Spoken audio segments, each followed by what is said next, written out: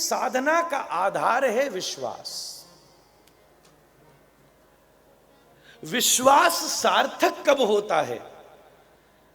जब वो व्यक्ति पर होता है, जब वो गोविंद पर है। अगर विश्वास का आधार गोविंद से प्राप्त होने वाली वस्तुओं पर है तो समस्या हो जाएगी।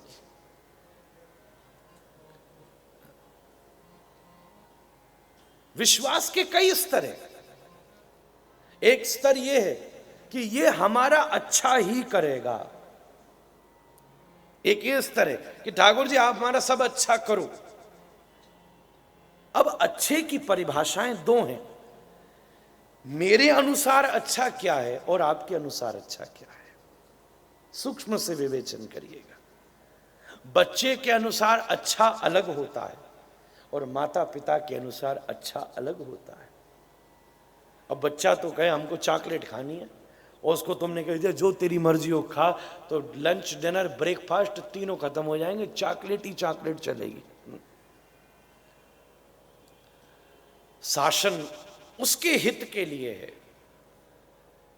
विश्वास का दूसरी परिभाषा यह है कि ठाकुर जी आप जो करोगे, चाहे अच्छा करोगे चाहे बुरा करोगे, पर वो हमारे हित में ही होगा। दो बड़ी विपरीत दशाएं हैं। हमारे जीवन में जब असुविधा आती है तो सबसे पहले हमारा विश्वास टूटता है, पर प्रहलाद के जीवन में जितनी असुविधा आती है उसका विश्वास उतना दृढ़ होता जाता है और पक्का होता जाता है। ये दो सूत्र हुए। और तीसरा महत्वपूर्ण सूत्र, अगर विश्वास से ही ईश्वर की प्राप्ति होती है। एक विद्यालय में हमसे बहुत सारे विद्यार्थियों ने पूछा महाराज जी भगवान है कहां? कोई कहता मस्जिद में, कोई कहता मंदिर में, कोई कहता सब में, कोई कहता मुझ में, कोई कहता माता पिता में, कोई कहता ग्रंथ में। जिसके इतने पते हों उसे ढूंढना बहुत कठिन है। कोई कहता मन में, कोई कहता विचारों में, कोई कहता है ही नहीं। अब दुनिया में सबसे कठिन होता है बच्चों को जवाब देना। तभी गुरु कृपा से एक अर्थ सूझा, ईश्वर का अस्तित्व तुम्हारे विश्वास में है। अब जहां तुम्हारा दृढ़ विश्वास है तुम्हारे लिए वो वही है, औरों के लिए जहां हो। जिसकी जहां निष्ठा हो गई, किसी की एक कंकड़ में निष्ठा हो गई तो वो उसी से भगवान को प्राप्त कर लेगा। जिसकी जैसी निष्ठा। गोस्वामी जी लिखते हैं ना, जाकी रही भावना जैसी प्रभु मूरत देखी तिह तैसी। जिसकी जैसी भावना है भगवान उसको वैसे मिलेंगे। आपने जहां मान लिया, एक बड़े भारी भक्त हुए पुंडलीक, मराठी में उनको पुंडलीक कहते हैं और हिंदी में उनको पुंडरीक कहते हैं। उनकी बड़ी निष्ठा थी अपने माता पिता की सेवा में। रोज बड़ी परिपक्वता से उन्होंने मां बाप में भगवान देखा था।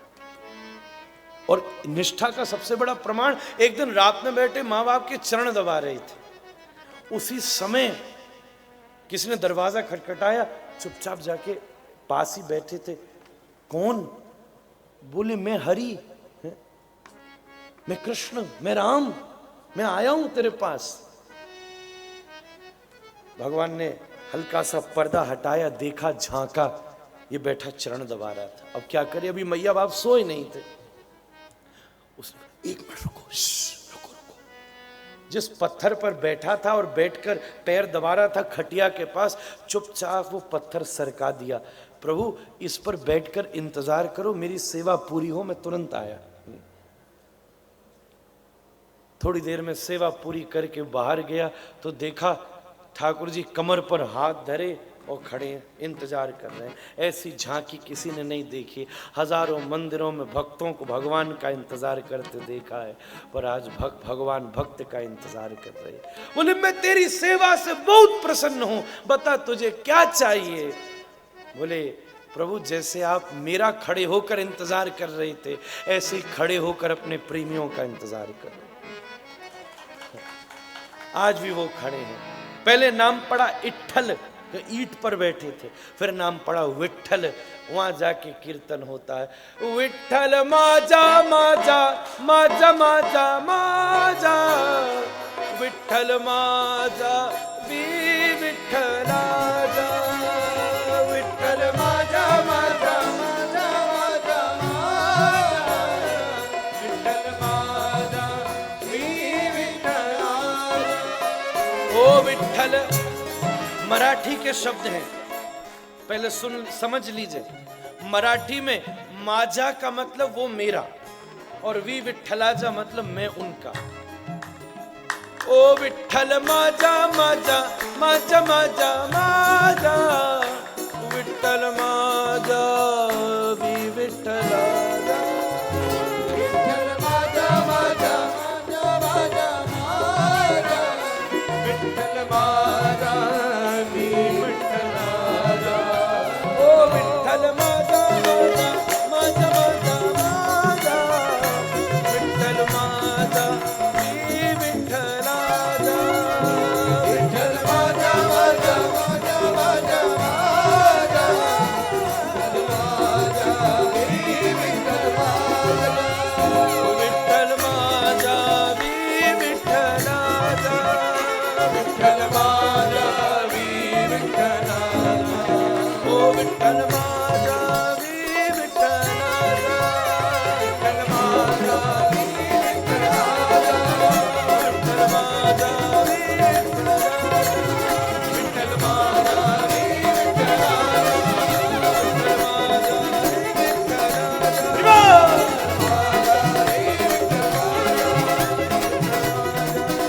विठ्ठलाजा, विठ्ठल माजा वी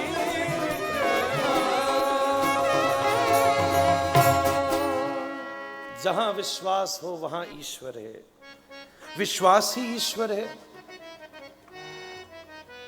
ये दूसरा सूत्र प्रहलाद ने स्थापित किया। खंबे में विश्वास हो गया तो खंबे से मिल गया। और गुरुदेव कहते हैं जब प्रहलाद ने माना कि इस खंबे में ईश्वर है, तो केवल प्रहलाद ने नहीं, हिरण्यकश्यपु ने भी पूरा मान लिया कि है। हाँ, फिर उसको भी संदेह नहीं था कि शायद हो, लेट मी ट्राई, निकले ना ना, बिल्कुल हो जिसको मैं दुनिया में खोज आया वो इधर ही बैठा सीगा है? वो पंजाबी में नहीं बोला, मैं बोल रहा हूं, इधर ही है वो तो। गुरुदेव बड़ी सुंदर बात कहते, एक बार कथा सुना रहे थे, अगले दिन एक आदमी लड़ने आ गया, बोले हमने 50 खंबे तोड़वा दिए, कहीं से नहीं मिला भगवान। उन्होंने कहा भाई हमसे पूछ के तोड़वाता। ईश्वर खंबे से नहीं मिलता, दृढ़ विश्वास से उसकी प्राप्ति होती है, निष्ठा ही उसको प्राप्त करा सकती है। ये तीन अस्तित्व ही प्रहलाद की कथा के आधार हैं। आगे बढ़े, अष्टम स्कंद में समुद्र मंथन का प्रसंग प्रकट हुआ और गजेंद्र मोक्ष की कथा का वर्णन आया। एक हाथी जल पीने गया, मगर ने पैर पकड़ा, उसे अंदर ले गया, हाथी बाहर ले आया। हाथी जीव है, मगर मृत्यु है। मृत्यु और जीव के मध्य हर श्वास पे युद्ध चलता है। श्वास बाहर निकलते ही तुम मृत्यु पर हो, भीतर जाते ही तुम्हारे पास जीवन है। मृत्यु कोई बहुत बड़ी व्याख्या नहीं है। श्वास अंदर लीजिए, बाहर छोड़िए, अंदर लीजिए, बाहर छोड़िए, अंदर मत लीजिए, खेल खत्म हो गया। इतना ही है बस। कोई बहुत ज्यादा फिल्मी काम होने वाला नहीं है। मालूम नहीं कि आप किसी को बता पाओगे भी कि नहीं, बस ये अंदर नहीं गई और सारी 100 साल की योजना ओवर। पर जीतती मृत्यु है, ये सबको मालूम है। गज ने भगवान को पुकारा और उन्होंने उसकी रक्षा करी। समुद्र मंथन का प्रसंग अगला आया है। मन का मंथन ही समुद्र मंथन है, जिसमें से लक्ष्मी कौस्तुभ पारिजात कसुरा धन्वंतरिश्चंद्रमा धेनु काम दुघा सुरेश्वर गजो रंभा च देवांगना अश्व सप्तमुखो विषम हरिधनो शंखोमृतम सांबुदे रत्नानीत चतुर्दश प्रतिदिनम कुर्वन्तु नो मंगलम। 14 रत्न प्रकट हुए, अंत में धन्वंतरि अमृत कलश लेकर आए। आप भी अपने मन का मंथन करें। मंथन के लिए विवेक से सबसे पहले ये योजना बनाएं, आप अपने अनुसार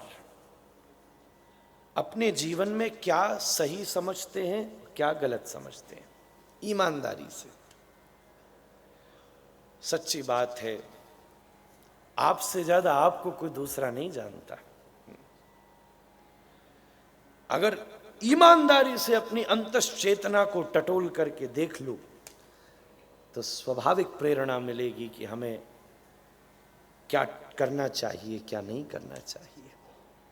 अपने आत्मचिंतन को मंदराचल बनाकर अपने सदकृत्य को एक तरफ रखो और अपने असदकृत्य को एक तरफ रखो और फिर अपने जीवन का मंथन करो। पर दो शर्तें हैं। जब समुद्र मंथन हुआ तो मंदराचल के नीचे भी मत्स्य थे और ऊपर भी नारायण थे। जिसके जीवन के आधार में भी ईश्वर हो और जिसके जीवन के परिणाम में भी ईश्वर हो, उसी का जीवन अमृतत्व को प्राप्त हो सकता है। विवेचना लंबी कर सकता हूं, पर समय का अभाव है तो मात्र सूत्र कह रहा हूं।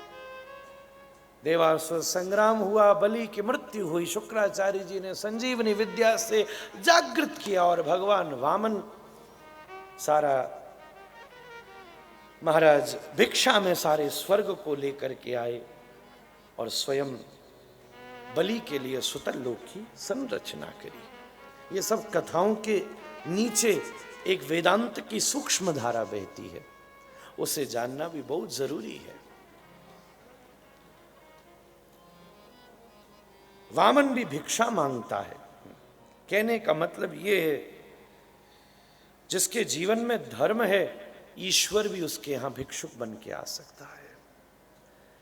जब अदिति ने पयोव्रत का पालन किया और नारायण से कहा कि आप बलि से राज्य छीन कर मेरे पुत्र इंद्र को दो, नारायण ने कहा मैया मैं तेरी बात तो पूरी करूंगा, पर तू मुझे लक्ष्य बता, पद्धति मत बता, क्योंकि बलि के ऊपर मेरा गदा काम ही नहीं करती, मेरा चक्र चलता ही नहीं है उसके ऊपर।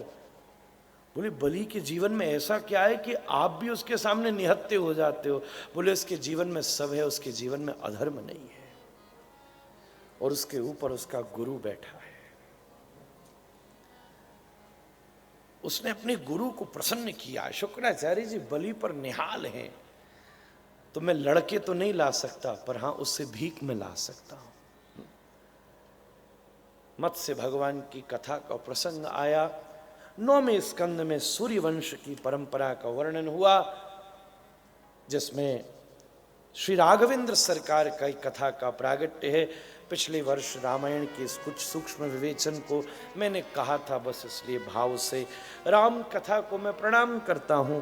चंद्रवंश का वर्णन आया, जिसको 2 ही श्लोकों में परीक्षित को सुखदेव जी ने कृष्ण कथा सुनाई, तो परीक्षित डिमांड करता है।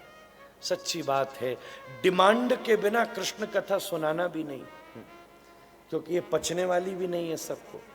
अस्थिर कृष्ण को समझने के लिए सबसे ज्यादा स्थिर बुद्धि चाहिए। अस्थिर बुद्धि वाला अस्थिर कृष्ण को नहीं पकड़ सकता। ये जितने टेढ़े हैं उनके भगत उतने ही सीधे हैं। कथितो वंश विस्तारो भवता सोम सूर्ययो राज्ञां चो भयवंशाना चरितो परमाद्भुतम्। आप इस कथा, इस वंश को विस्तार से सुनाएं, जहां भगवान ने खुद मेरी रक्षा करी, मेरे पूर्वजों की रक्षा करी। निवृत्त तरशई रूपगीयमानात् भवौ सदा क्षोत्र मनो विरामा। सुखदेव जी प्रसन्न हुए, कहा ठीक है बेटा मैं कथा सुनाऊंगा, पर अब इसके बाद 4 दिन निकल चुके, इसके बाद मैं ब्रेक नहीं ले सकता। तो तू एक काम कर, कुछ खाया पिया पहना, चेंज करा, फिर बैठते फिर कथा सुनाएंगे। मुस्कुराते हुए परीक्षित कहता है प्रभु कैसी बात करते हो, मैं कोई सामान्य व्यक्ति नहीं हूं। मैंने अपने जीवन में इतना खाया है, खाए हुए को इकट्ठा कर दूं तो अन्न क्षेत्र खुल जाए। इतना पिया है, पिए हुए को इकट्ठा कर दूं जलाशय बन जाए। इतना पहना है कि बड़े बड़े वस्त्र के शोरूम खुल जाए। पर इतने खाने पीने पहनने के बाद भी मैं अतृप्त ही रहा। पर पिबंत्वम त्वन्मुखाम भोजत सुतम हरि कथामृतम, जब से तुम्हारे चरणों में बैठकर मैंने कथा सुनी है, मेरी जन्म जन्म की भूख मिट गई, जन्म जन्म की प्यास मिट गई, जन्म जन्म का नंगापन समाप्त हो गया। सुखदेव जी शीर्षक देते हैं नैष्ठ की मति। हाँ, अब मैंने परीक्षा ले ली, अब तो सुनने लायक हो गया। सुन, मथुरा के अधिपति हैं उग्रसेन, पुत्र है कंस, चचेरी बहन है देवकी। देवकी का विवाह वसुदेव जी के साथ सुनिश्चित हुआ। विदाई के समय कंस खुद छोड़ने गया, आकाशवाणी हुई, मारने का उद्यम किया। महाराज वसुदेव जी ने वचन दिया 8वां संतान दे दूंगा, उसे छोड़ा। कृष्ण 8वीं संतति हैं, अर्थात 7 ही ग्रंथियां हैं। जब सप्त ग्रंथि भेदन होते हैं तब फिर अष्टम पद पर ईश्वर की अनुभूति होती है। श्री कृष्ण अष्टमी को आए हैं क्योंकि योगेश्वर हैं, योग के 8 अंग हैं। ये इसकी सूक्ष्म विवेचना है। महाराज वापस लौटकर अस्ति और प्राप्ति से कंस ने विवाह किया और उग्रसेन जी को जेल में डाल दिया। कंस की 2 वृत्तियां हैं, पत्नियां हैं, अस्ति और प्राप्ति। कंस उस वृत्ति वाले व्यक्ति को कहते हैं जो जीवन में सदैव यही कैलकुलेशन करता रहता है, क्या मिल चुका है और क्या और चाहिए। अस्ति और प्राप्ति, ये कंस की 2 पत्नियों का नाम है। हमारे यहां एक एक वृत्ति को पर्सोनिफाइड करके एक कैरेक्टर की तरह प्रस्तुत किया गया है। वो कैरेक्टर अपनी कैरेक्टरिस्टिक के साथ विश्व में व्याप्त रहता है। कंस हुआ था ये कहने में मिथोलॉजी हो जाएगी, मिथ हो जाएगा। पर जीव की वो वृत्ति जो सदैव उसे प्रेरित करती है इस बात की कैलकुलेशन करने में, भाई ये तो और मिल गया और ये और हत्यालू, उस वृत्ति का नाम कंस है। एक एक असुर जिससे श्री कृष्ण लड़ते हैं ना, ये पर्सोनिफाइड है आपका एक स्वभाव, उसे समझना बहुत जरूरी है। पूतना है संशय, कंस है भय, ये सब सूक्ष्म विवेचनाएं हैं। शकटासुर है जड़ता, तृणावर्त है त्रिगुणात्मकता। जब जैसे जैसे मौका लगेगा इसकी विवेचना करते चलेंगे। कथा के नीचे एक सिद्धांत छिपा होता है। जैसे एक माँ बच्चे को दवाई देना चाहती थी, वो कहता दवाई नहीं खाऊंगा, मैं तो लड्डू खाऊंगा। डॉक्टर बोला तो लड्डू को के अंदर गोली रख के दे दे। थोड़ी देर में बच्चे से पूछा तो लड्डू खा लिया, वो लड्डू तो खा लिया, उसमें सफेद गुठली थी वो फेंक दी मैंने। कथा जो है वो लड्डू है और सिद्धांत जो है वो गोली है। कंस पहला पुत्र हुआ देवकी वसुदेव के, लेकर आए, उसने प्यार करके वापस भेज दिया। देवताओं ने कहा दुष्ट में दया आ गई है, भगवान को आने की क्या जरूरत है। नारद जी आए, ये इसका टेम्परेरी फेस है, परमानेंट फेस अभी हम दिखाते हैं। ये बात पक्की है। वृत्ति क्या है ये प्रधान विषय है। आपको मालूम है दान रावण भी करता था, पर उसकी वृत्ति में चौरपन था। कर्म का आधार क्या है इससे निर्णय होगा। दुर्योधन ने भी बहुत पूजाएं की हैं, उसने बचाया भी है बहुत से लोगों को। वो स्वभाव का बड़ा धनी आदमी था। अगर दुनिया में मैनेजमेंट सीखना हो तो दुर्योधन से सीखना पड़ेगा। टीम वर्क, जानते हुए भी पूरी दुनिया को मालूम है कि ये आदमी गलत है, उसके बाद भी उसने इतना बड़ा हुजूम इकट्ठा कर लिया, इतनी बड़ी दोस्ती बैठा ली, इतनी बड़ी सेना खड़ी कर ली। ऐसा आदमी है कि सब उससे मुलाहिजे खाते हैं। सबको मालूम है कि युधिष्ठिर बिल्कुल ठीक है, पांडव ठीक है, फिर भी एक आदमी इकट्ठा नहीं हो रहा है। माद्री का भाई मामा आया, लड़ने आया था पांडवों की तरफ से, पर दुर्योधन ने ऐसा स्वागत किया कि पहुंचते पहुंचते उसने अपना मूड ही बदल लिया। बोले यार सुनो, पांडवों क्या पता नहीं खाने पीने की व्यवस्था कैसी हो, बिना खाए कोई लड़ाई होती है? कौरवों की तरफ से लड़ देते, हम तो क्षत्रिय हैं, लड़ने आए हैं। वो बंदा पहुंचते पहुंचते से उसने अपनी टीम ही बदल ली। द्रोणाचार्य धर्म के वेत्ता, भीष्म इस पूरी दुनिया में उस वक्त जितना कृष्ण को भीष्म जानते हैं उतना कोई नहीं जानता, वो तक उसकी तरफ से लड़ रहे हैं। पर उसके बाद भी उसकी वृत्ति में चौरपन है, इसलिए वो सदाचारी नहीं है। कंस ने, नारद जी ने उसकी वृत्ति घुमाई, पहले दूसरे तीसरे चौथे पांचवें 6 पुत्रों की हत्या कर दी। 7वें के रूप में संकर्षण पधारे। संकर्षण देवकी से रोहिणी के गर्भ में स्थापित हो गए हैं। अब ये टेक्नोलॉजी है। दुनिया कहती है, अमेरिका ने ये चीज जिसको आज के समय मेडिकल साइंस में सैरोगेसी कहते हैं, अब डेवलप किया। आपको 5000 साल पहले भागवत में इसका सूत्र मिल जाएगा। बलराम जी पुत्र हैं देवकी वसुदेव के, पर जन्म दिया है रोहिणी ने। हमारे पास फाइनल जो विज्ञान है वो भी मौजूद है, जो बीच की टेक्नोलॉजी है वो कहीं ना कहीं डिसअपियर हो गई है। विज्ञान हमारे पास है, शास्त्र में उड़ने वाली चीज का भी वर्णन हुआ है शास्त्र में। अब मैं ज्यादा विस्तार में नहीं जाऊंगा, कृष्ण जन्म करना मुझे है, फिर मौका लगेगा तो कहूंगा। 7 पुत्रों का क्रम पूरा हुआ।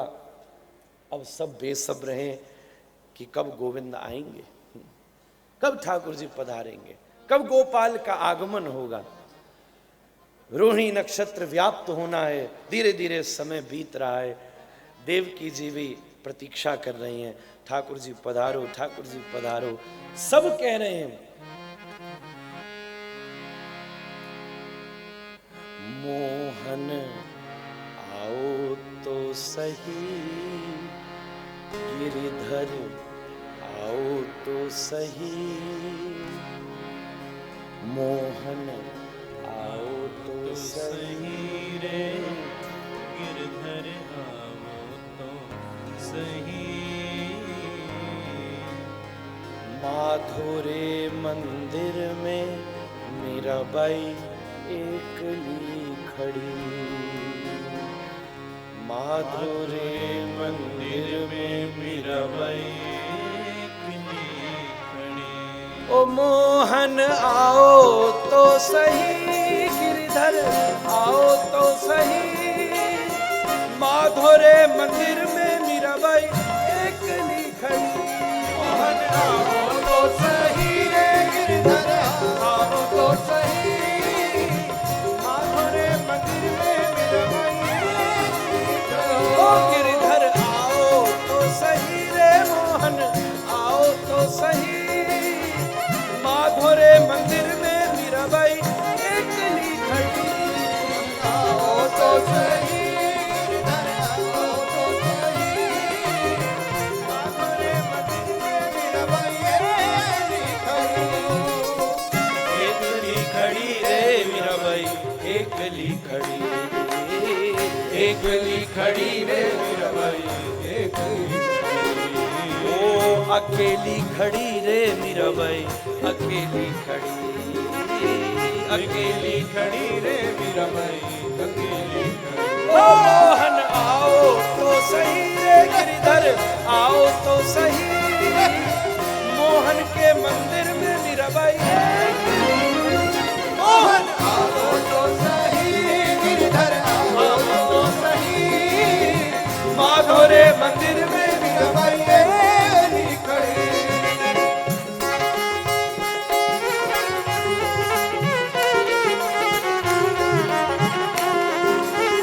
ताली बिल्कुल फ्री ऑफ कॉस्ट है।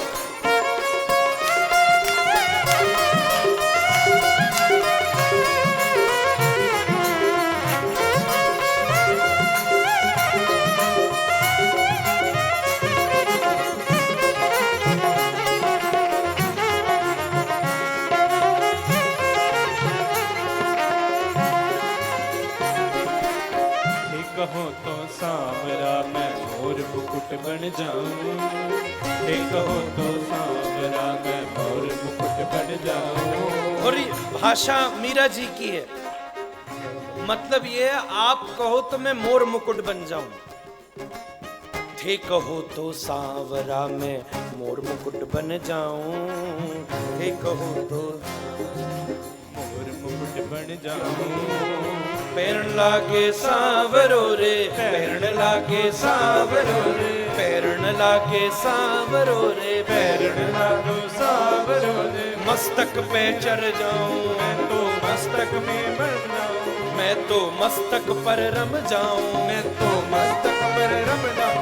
मोहन आओ तो सही रे गिरधर आओ तो सही, माधुरे मंदिर में मीराबाई एक मोहन आओ तो सही रे गिरधर आओ तो सही, माधुरे मंदिर में मीराबाई एकली खड़ी, एकली खड़ी रे मीराबाई, एकली खड़ी, एकली खड़ी रे मीराबाई, एकली खड़ी।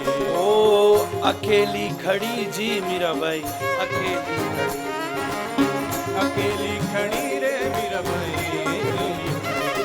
मोहन आओ तो सही रे गिरधर आओ तो सही, माधुरे मंदिर में मीराबाई एकली खड़ी, मोहन आओ तो सही रे गिरधर आओ तो सही, माधुरे मंदिर में मीराबाई एकली खड़ी।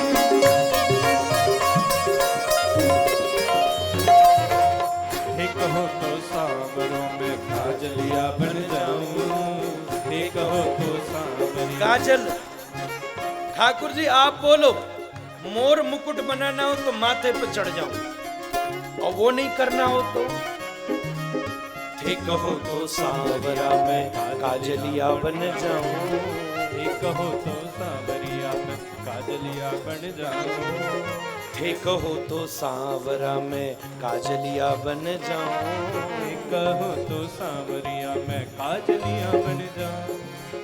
नैन लगावे सांवरो रे, नैन लगावो सांवरो रे, नैन लगावो सांवरो रे, नैन लगावो सांवरो रे, नैनन में रम जाऊं मैं तो, नैनन में रम जाऊं, मैं तो नैनन में रम जाऊं, मैं तो नैनन में रम जाऊं। ओ मोहन आओ सही रे गिरधर आओ तो सही, माधुरे मंदिर में मीराबाई आओ तो सही रे गिरधर आओ तो सही, माधुरे मंदिर में मीराबाई एकली खड़ी।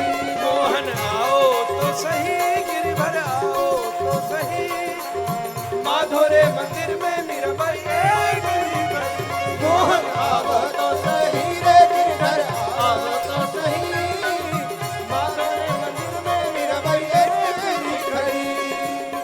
एकली खड़ी रे मीराबाई, एकली खड़ी, एकली खड़ी रे मीराबाई, एकली खड़ी। ओ अकेली खड़ी जी मीराबाई, अकेली खड़ी, अकेली खड़ी रे मीराबाई, अकेली खड़ी। ओ मोहन, ओ मोहन, ओ मोहन आओ तो सही रे गिरधर आओ तो सही, माधुरे मंदिर में मीराबाई अकेली खड़ी, मोहन आओ तो सही रे गिरधर आओ तो सही, माधुरे मंदिर में मीराबाई एकली खड़ी।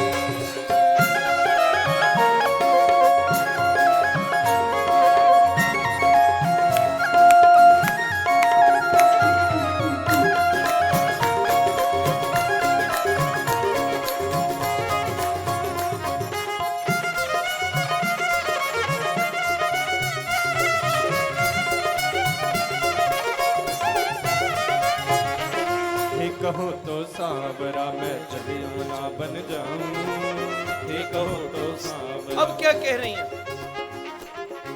पहले बोली मोर मुकुट, वो भी नहीं मानते, तो काजलिया, काजलिया भी नहीं मानते, थे कहो तो सांवरा में जमुना जल बन जाऊं। ये कहो तो सांवरा मैं जमुना जल बन जाऊं।